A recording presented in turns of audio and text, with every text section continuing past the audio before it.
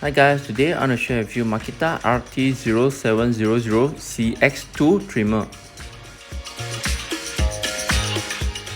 In this video, I'll show you what's inside the package and a little bit of how to assemble.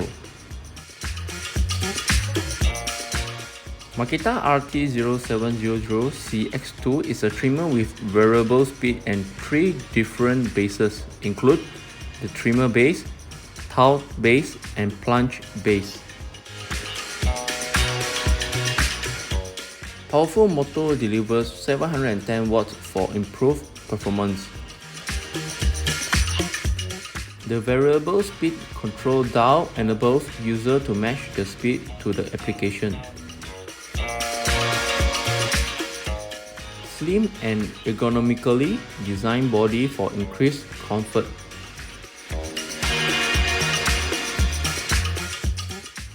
Quick release cam lock system for convenient depth adjustment and base removal or installation.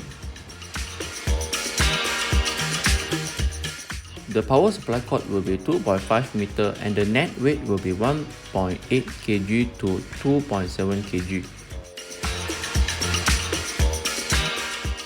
The machine is made in China and it comes with 1 year warranty.